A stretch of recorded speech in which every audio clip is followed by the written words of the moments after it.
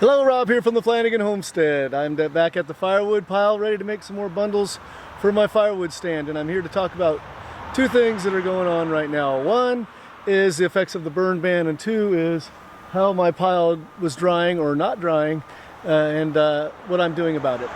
First things first, we have a burn ban that comes on in this area once, usually mid-July. It goes in automatically, but if it gets drier we do it sooner. And the burn ban means that people like myself that live out in the woods, we can't burn our slash piles from logging or gather up brush and burn. You actually can still legally burn campfire pits as long as it's contained in 36-inch round or smaller. But a lot of people don't believe that you can burn. They just hear burn ban and they don't think you can burn anything. So firewood sales go way down. Also, when the burn ban goes in effect, all the campgrounds that are upriver from us, the ones that are publicly owned, they do ban burning in their fire pits. So the hundreds of people that are camping up there every day that go right past my house, they are no longer allowed to burn bundles. So it's really slowed down my sales. So at the start of this month, so this is July, at the first half of the month, I sold $255 worth of bundles in the first 15 days. There's a couple days left in July, but in the last half of the month I've sold $40 in bundles. So I went from $255 in the first half to $40 after the burn ban. So the burn ban can definitely take effect. It doesn't mean that you can't have a controlled fire pit, but I'm not going to be the one that goes out there, hey, yeah, go ahead and start burning wood, and then get blamed for starting a fire. But it has definitely affected sales of the firewood stand.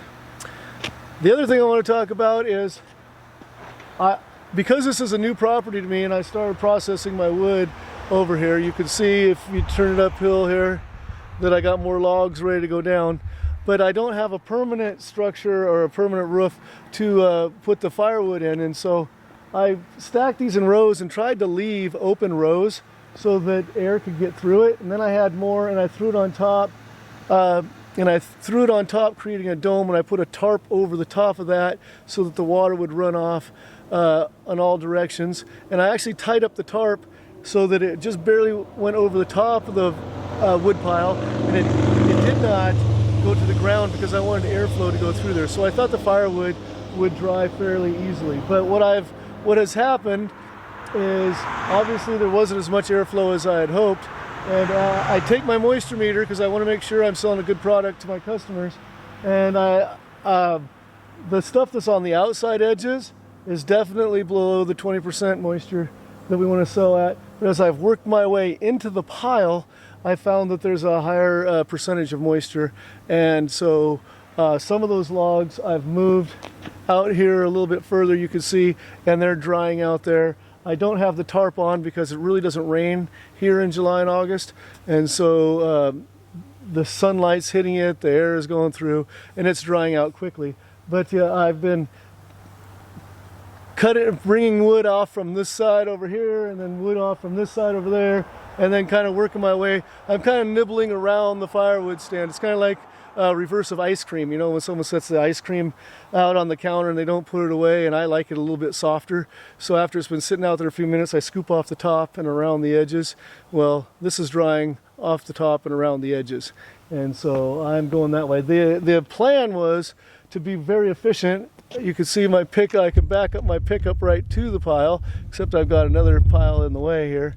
But the plan was to just drive back right up to it, make bundles on the tailgate, and then pull forward, and that was working, except I couldn't just keep working straight back because I was running into wood that wasn't dry enough, and so I had to start picking around it, and again that was slower. I had to actually go grab wood and walk a few steps and come back to the truck. And you may say, oh, that doesn't sound that bad, but when you're making bundle after bundle, it sure was nice when you could just grab the firewood, set it on the tailgate, make a bundle. Grab the firewood, set it on the tailgate, make the bundle, as opposed to walking 15, 20 feet.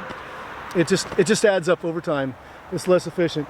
But hopefully I'll get my roof up on the new, where I plan to store firewood, and get a lot drying, and it'll just all be perfectly dry when I go in there next year, and I'll be more efficient yet.